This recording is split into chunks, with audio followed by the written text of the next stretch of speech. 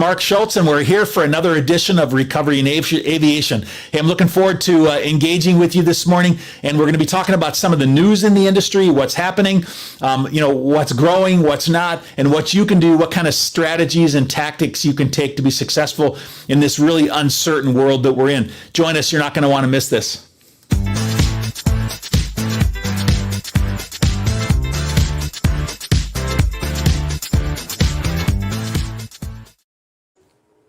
Hey, everybody. Thanks for joining us today. I really appreciate it. Good morning, Larry. How are you? Hey, Mark. Good to be with you again from sunny Seattle. Excellent. It is. Summer times are great in Seattle, aren't they? Well, it's been a warm one. Good. It's been warm though. Yeah, right. Awesome.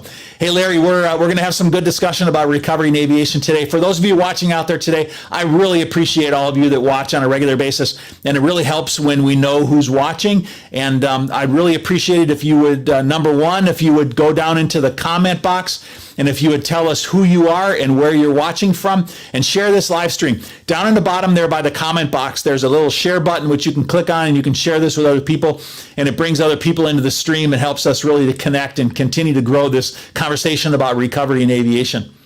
Hey, Larry, let's jump into the broadcast here and start talking about really what's happening in the industry and then some of the news that's out there. Hey, we're really still seeing some growth here in the industry right now. And we've got some news that we're going to show across the bottom there. We'll come back to those numbers in a minute. But hey, I see that I think it's SkyWest. Yeah, SkyWest has bought some new airplanes. They put on orders, 16 more Embraer 175s. And also in business aviation, there's been a significant growth. They've set some new highs, right now. So we're really seeing a lot of activity out there in the industry right now as far as growth and buying new airplanes and stuff. Larry, what are you seeing out there? Mark, I think you're right. And I think as I kind of watched the industry over this last week, a few things kind of struck out to me. We're seeing airlines continue to buy new airplanes and to continue to expand their routes. And I think that's really positive. But the other thing that struck out with me, it was like, I feel like things are sort of settling out a little bit. That yes, airlines are growing. Yes, more people are traveling. Yes, Ryanair bought 25% of the Boeing, delivery or MAX. So we're seeing growth there, and we're seeing growth in travel too. But I think things have settled down a little bit. Yeah, I think we've kind of reached a little bit of a growth plateau for the summer. A lot of people are moving, out there. Let's continue with the news, but in the meantime, I like to continue to recognize people. I see we got some people that are joining the broadcast, and we have a viewer from San Antonio. We have Jeremiah Summers, joining us from San Antonio. Jeremiah, thanks for joining us. If any of the rest of you are out there and you want to let us know who you are and where you are, just pop your name into the comment box and we'll throw you up on the screen as well, give you a little shout out. And then we have some more news that we want to continue to talk about. I think the next thing we were going to hit on was a lot of the international airlines are really expanding and growing right now. We see Emirates that's throwing more routes into the structure. We see that ANA in Japan is now running their 380s back into Hawaii again. And so, Larry, that's the other thing, is that we're seeing a lot of domestic travel here in the U.S., but what about, international travel? It looks like here we have some increase in that, but what do you think's happening with the international travel space? Well, certainly we're seeing growth in domestic travel, and I think it's kind of what we've talked about over the last few months, that domestic travel, recovery in domestic travel, is certainly going to lead recovery in international travel. But, we are seeing indications of growth in international travel. You just mentioned the ANA thing. I think we talked last week about British putting their A380s back in service, which is just, and Emirates and Etihad continuing to expand their routes. I think the international travel is going to rebound. It's probably going to have some ups and downs, but it's just encouraging to see both that domestic and international travel coming back up in there. Yeah, and we always have people all around the world that are watching this broadcast. Like we have a few more people that have joined us. We have George Pachakov joined us from Moscow. George Pachakov. Nice. Thank you, George, for joining us this morning. Good to see your name there. Yeah. A long time. Great, George. Anyway, and we also have Matt Chambers, who's a regular watcher from the UK. And guys, I really appreciate you guys joining from around the world, because we're really trying to create a connected community. And I've traveled so much over the years, and I really miss traveling internationally and reaching out and meeting with people face to face. But I know people are really always interested in what's happening in the U.S., because it really is a big part of our economy in the world with respect to aviation. So I really appreciate you guys joining internationally and learning about what's happening here. And we're going to continue to try to talk about what's happening, in the U.S. A little bit more about some of the routes that are happening out there today. Larry, we were talking about international. JetBlue has jumped in with some transatlantic routes. And we also know that Aer Lingus has been cleared to fly from the U.S. to Manchester now. So we are seeing some increased traffic. If people are putting new routes in place, hey, Larry, they must be increasing in travel back and forth between, the U.S. and international destinations. Yeah, and again, Mark, to me, that was kind of the theme of what I saw in the industry this week is, continue to procure airplanes and to continue expanding routes both internationally and domestically. Yep. Good. Yeah. International. And then there's been a little bit of an opening with our friends to the north in Canada. It looks like we just have somebody who joined from Canada, and it's kind of funny because, we're right here with our Canadian border to the north, and it's still really difficult to travel north, into Canada. But let's see, we have Chanwinder Pal Singh Sodai, I guess, joining us from Canada. Welcome. Appreciate you joining us. I know they're opening things up and making it a little bit easier, but there's still quarantine requirements and things like that to go back and forth. But appreciate you joining us from Canada as well. So anyway, Larry, I want to talk a little bit about this. Listen, you and I, we continue to engage with people. I engage with people all week long with airlines and OEMs and in the MRO industry, suppliers, vendors. And I really get a good feel for what's really happening, really around the industry. And I like to bring that, into these broadcasts and the things that are happening. But before I do that and talk about that a little bit, people might say, yeah, but the things we hear in the news, we never really know exactly what's really happening. And so one of the things I wanted to do today was just throw up a little bit of data, some statistics. The Transportation Security Administration, the TSA in the U.S., they daily post numbers. This is really good stuff. Yeah, they post numbers daily on how much travel there is domestically in the U.S. And I know this is a little bit hard to see, but the top line is actually travel from yesterday.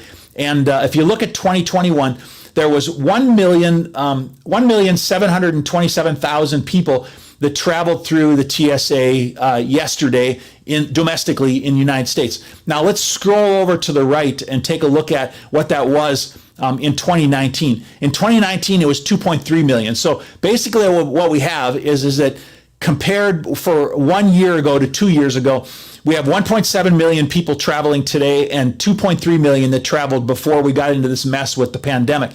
So let's go back and take a look at a little bit some of the history there. One of the things I wanted to do is go back to look at a popular travel date. In the U.S., it's the 4th of July. A lot of people travel around the 4th of July. So if we scroll back to the 4th of July, and if we take a look at right before the 4th on the 2nd, that's a good day to look at. The 2nd of July, 2021, if we can zoom in on that, you'll see that there was 2.1 million people that traveled right before the 4th of July in the United States. So they went through TSA. And if we go over and look at what it was 2 years ago, during the pandemic, it was down to 718,000. And then 2 years ago, it was actually at 2.1 million. And so my point on this is that on the 4th of July, the traffic, Larry, looks like it was, pretty equal. I mean, we saw a lot of travel right around that time around the 4th, didn't we? Yeah, absolutely, Mark. It's just, it's really encouraging to see those numbers pretty much mirror what they were, pre-pandemic. In 2019. Now, one last test I want to do. Let's scroll down and look at January of 2021, January of this year. Let's take a second and let it scroll down. Let's go down to January. There we go, right back up again. January of 2021, all right? There we go. In January of 2021, we were seeing numbers that were in the 800,000 range. So 500, 700, 800, 600, 700,000 people. So right after the holiday season in the U.S., we were seeing around 800,000. So why am I pointing this out? Look, between January of 2021 and now, we've seen a tripling of traffic within the U.S., okay? Right. Going up to a peak of 2.1 million in the summer about a month ago to about 1.7 million right now. Yeah.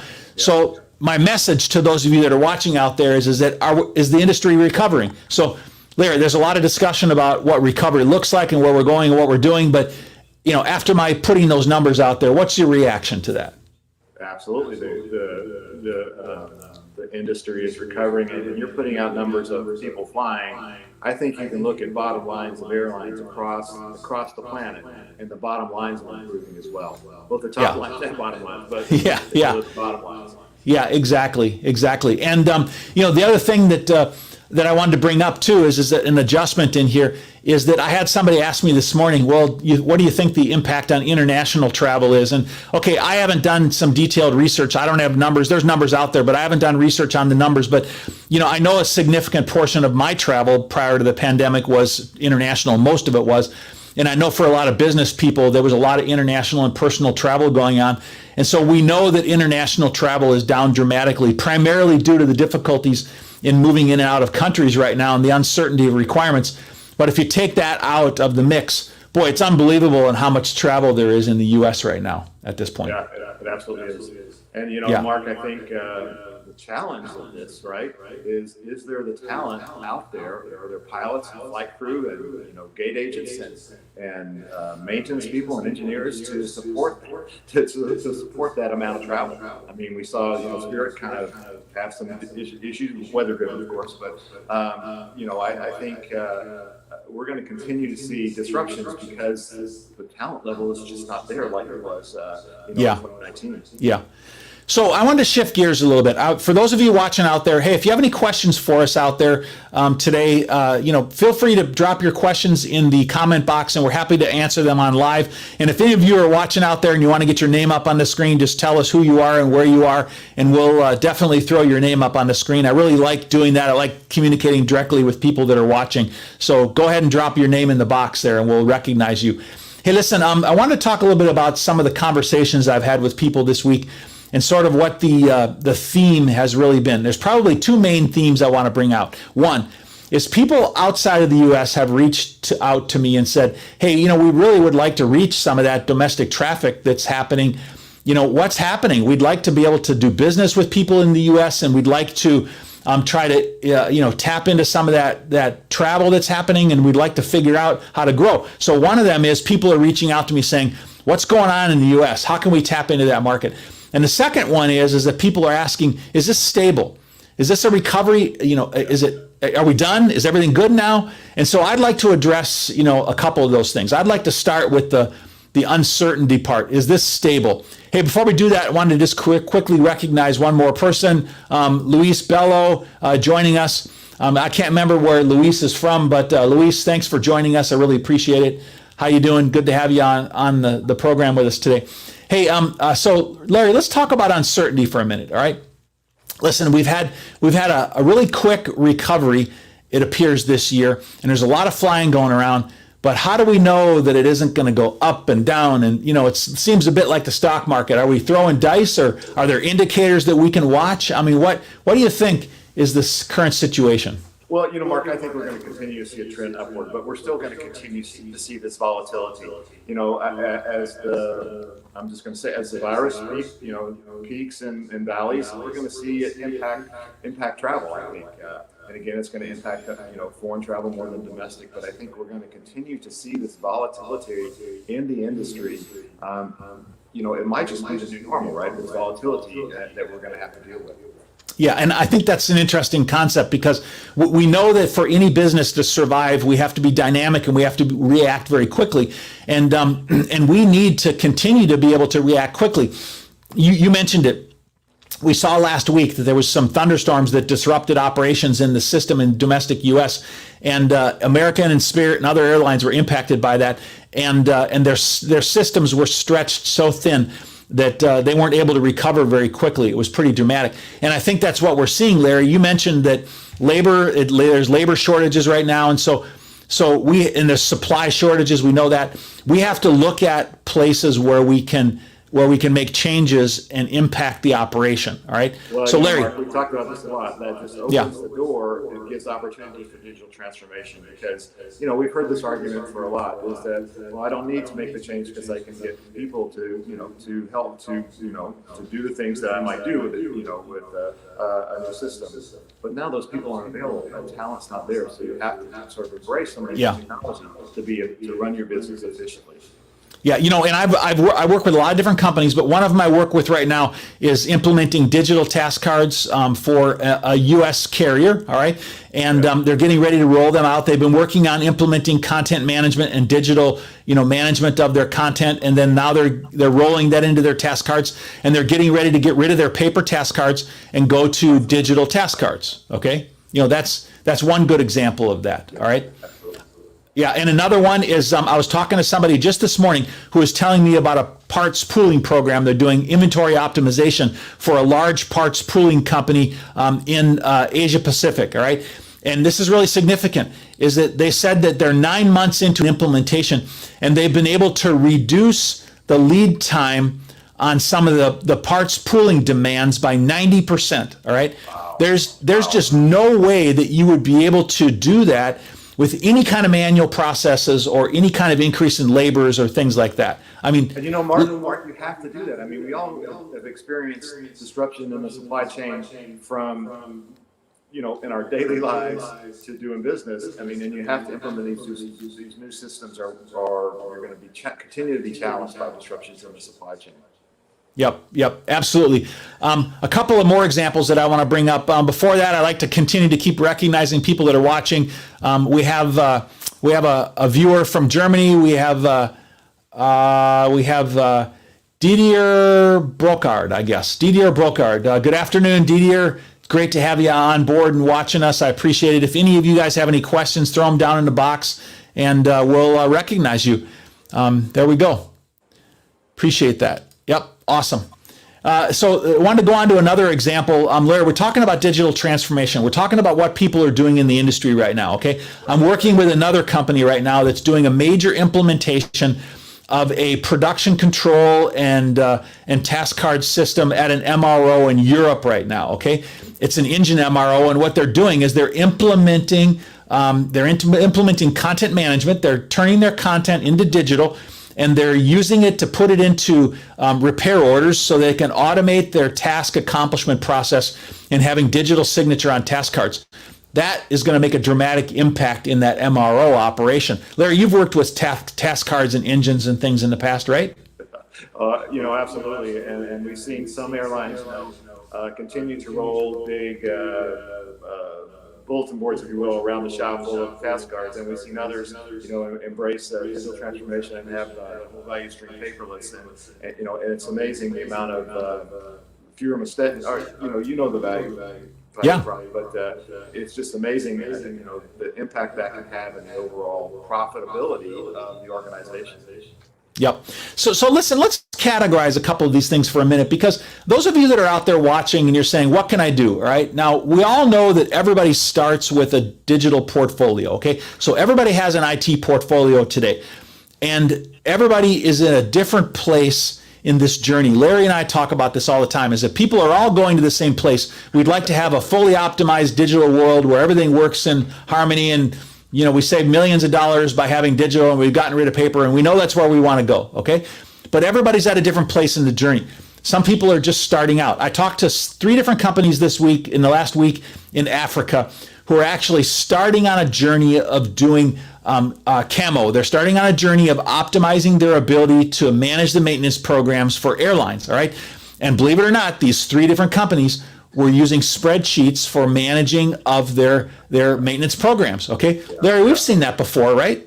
Absolutely, and you can do that when you have 2 or 3 airplanes. You can manage it off a spreadsheet, but if you grow and you want to be efficient, you can't manage it off. Yeah, and so the good news is they're saying we're growing and we're looking for alternatives right now, all right? So that's okay. Listen, they're at a certain place in their journey. You just said that. You can start there, but now what's the next step, all right? They're looking at MRO systems. They're looking at systems where they can manage their engineering and their maintenance programs and their inventory. So if you're in a position like that, you can be looking at an MRO system as the next place, that you really go. Another conversation I had this week, I just mentioned, is that there's a company that was looking at content management. Now, why would somebody look at content management? Larry, from your history and perspective, is that the manufacturer issues, base manuals that everybody can use, all right?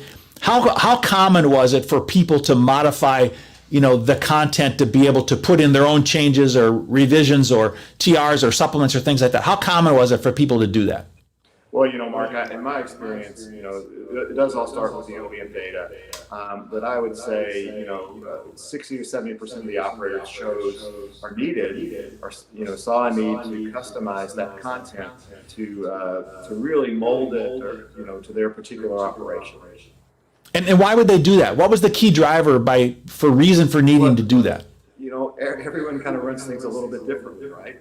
And so they have different places where they feel, airlines have different places where they feel like they need to make specific improvements. And so they need the documentation to be able to support that. So, everyone's work processes are unique. And that's just the reality of the aviation business. And so, to be able to make those incremental improvements, you need to change the documentation a little bit. Yeah, Larry, I had a couple of really interesting epiphanies when I worked at Boeing around this area. Is that, Boeing did a lot of work to help people to optimize maintenance programs, okay?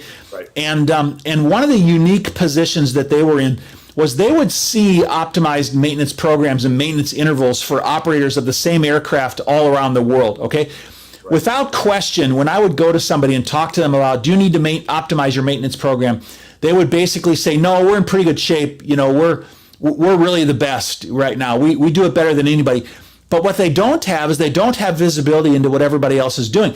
And when you take everybody's maintenance intervals and everybody's maintenance programs and put them together and put them on a chart, you realize that there's dramatic differences in the intervals that people have because they're running their operations differently, okay? Right. And what that requires people to be able to create optimized maintenance programs, either changing their maintenance program, optimizing the intervals when they do things, and also to incorporate that into their documentation. They could use baseline OEM documentation, but if they begin to implement custom documentation that's effectivity filtered and specifically targeted toward their operation, they can make dramatic improvements in what they're doing. Absolutely. And we've seen that across many, many airlines. When they customize the documents and that rolls into their task cards and their maintenance procedures and their intervals, the savings are incredible. Yeah, content management systems, And then Larry, then I've talked to people this week that I said that have been wanting to get off of paper. They literally are operating on paper. They want to have digital task cards, and they're saying, but hey, the problem is that I'm an MRO and I get what I get from my customer. Okay, they send me paper, a stack of paper. They send me a stack of PDFs. What am I supposed to do with that? Well, guess what? There are providers out there that can provide you solutions that can aggregate the incoming data at an MRO and to put them into a position where you can use that electronically and do electronic signatures and electronic task cards and accomplishment, through those systems. That's become a common practice today out there. Absolutely. And, Mark, I could look at it kind of a little different lens, is that as an MRO, if you give me PDF and paper, I'm going to get you out of the check in 3 weeks. If you give me structured data, intelligent data, digital data, I'm going to get you out of the check in at that time, in 10 days. And so, you can do the math pretty quickly that justifies why you need to have your records and intelligent document management system. So data collection, aggregation, changes, content management, being able to publish into digital task cards, all being critical part of this optimization we're talking about, all right? Another big problem that I see out there, I've actually talked to 2 or 3 different people this week who are trying to do, warranty optimization. They're trying to do parts optimization, parts pooling, kind of programs, but all of them being focused on how do we optimize the supply chain from a different perspective. Larry, one of the big challenges that people have is they say, well, I already have a system. I already have Quantum. I already have SAP. I already have CMRO, those kind of things, all right? Well, my question is it getting you there? Is it doing what you want? Yeah, but there's a tremendous amount of investment in that. What do I do, all right? There are alternatives for what you do, all right? Some companies bring in solutions which add on to your existing ERP system or your MRO system. Other companies, like I know that Iberia recently, for example, made a decision. They're in the process, Iberia Maintenance is in the process of eliminating their ERP system and putting in a whole brand new system because they realized that they could make significant improvements by replacing, their ERP system. So there are cases to replace, there are cases to add on. But you know what, Larry, a couple weeks ago and last week and every week, you tell me there's one important thing to do. You have to start. You have to start. You have to start. You have to do something. I think you told some stories of people who were starting to get it, and they say, I really need to do something. I can't just continue to be in this paper PDF world. So I think the stories that you told around in Africa and the other places around the world, that this realization that I have to start. Hey, Mark, I want to go back to one thing you just said that they kind of, and I think you said it, but those integration points are really important, right? And I mean, the approach that we've always said is pick the best of each system and let that system do what it's really great at, right? Whether it be task cards or document management, and then create those integrations. And that's really how you make all this work together. Yeah, you know what? In the past, and many of us that have been around for a long time, in the past, we saw systems that did everything, okay? Right. And you had one system that did everything, all right? Now, many of us can't let go of that, all right? And we think integration, it's so complex, it's so difficult. And then we moved into integrations, which were very complex. They were point-to-point integrations. And then anytime you pulled something out, it became extremely difficult to validate and implement. And so that was a challenge, and we have in our mind that it's difficult to integrate. But today, the methodologies of integration, of using enterprise service buses or using blockchain platforms or things like that, they're allowing us and enabling us to do integrations that are easier and better than ever before. All right, and what you just said, Larry, is that point systems which are really good at doing something. All right, are the way the majority of people are implementing today and doing integrations, all right? Well, and Mark, as we move to cloud computing, it makes those integrations, you said it, so much easier. Standard protocol across, with the cloud computing that makes those integrations they're not simple, but they're a lot simpler than they used to be. It could be that your applications are living on Amazon, and you want a new ERP system that's living on Amazon Cloud, and those things are simple to get them talking to each other. And cloud computing has really gone a long way to facilitate that integration.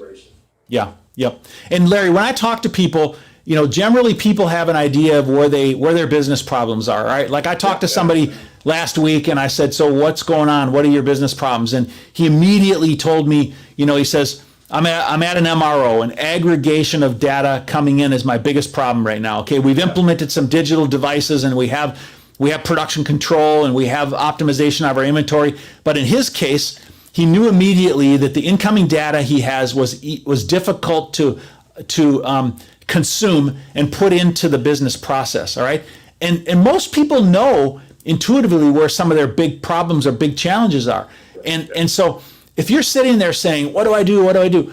You intuitively know where to start. All right, and so my challenge for you today, watching. And if you start, you'll start to learn where even more. Yeah. That you start asking questions that you never even thought to ask. Yep. So Larry, my challenge to the people out there watching today is that basically where you need to start, and you can start moving in that direction, and you can start addressing that problem. And you may find through your investigations and your discovery process that you need to go off in a different direction, but that's okay. All right. Exactly. The biggest thing is to start. Is that if we're static, hey, listen, I love to sail. And if there's no wind and if you're not moving forward, your rudder doesn't do anything, okay? Exactly. And if you're moving forward and if you're in the wind and you're picking up the wave, you're leveraging the trade winds that are pushing you forward, you can steer. You can go where you want to go with the rudder, okay? And right now there's a major wind that's blowing in the direction of digital transformation. And you should be leveraging that wind that's blowing right now, in your boat. And don't just sit there with your sails luffing, in the wind. Pull them in and get moving, and you can steer as you go. You can put your rudder down and you can steer as you go. But the biggest thing is that there's a major movement forward right now in the implementation of digital. Everybody knows that they have to do it. And companies are starting to leverage it, big time. And you need to take this opportunity, to move. Don't be fooled into thinking, hey, the recovery has happened, we're good right now, okay? Everything's okay. Everything's not okay, all right? Cost structures have changed. There's inflation. Supply chains have changed. There's a demand dramatically for digital transformation. Unless we leverage that in our businesses, hey, listen, it'd be like saying, I don't believe in robots. I don't believe in robotics, okay? Well, if you don't believe in robotics, your business you're going to go out of business. Okay, is that you need to leverage robotics, and just like that is that we need to leverage digital in our business to be able to create the best efficiencies possible, because that's where we're really going, is from that. Yep. Great analogy, man. Yep, good. Hey, listen, everybody. Let's see if we have any other new joiners before we get going here. We do. We have George. Let's see. We have George Petrovic, who's joined us. You said George already. Pachakov. Oh, we did. That's right. Okay, great. Pachakov. All right. Got his name wrong.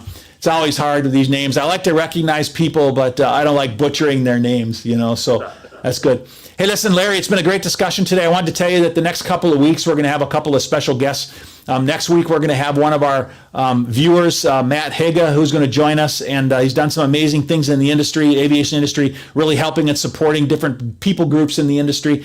And we're going to have him on. And then the week after that, we're going to have Jean-Marc Debod, who is an expert in providing production information for engines and for MROs, and has done some really amazing things with their product. So the next 2 weeks, we're going to have a couple of special guests, and I want to invite you to join us and join in the conversation. Larry, thanks so much. I appreciate you being with us today. Discussion as always. Thank you. It is. Hey, my challenge to you out there is move. Do something. Let's get something done. Help each other out. It's always good to help each other out. Leverage the knowledge of people around you, and let's be successful in digital transformation in the industry. If you want to reach out to me, reach out to us at my email address on the screen right here, mark@digitalaircraft.org. You can go to our website, which isn't very impressive, but it's digitalaircraft.com. That's not my point. My point is that we're trying to help people to implement systems and solutions, and we're looking forward to helping you. Reach out to us. We'd love to have a conversation with you. Fair winds and following seas to you. Leverage the winds around you. Have a great day. Bye.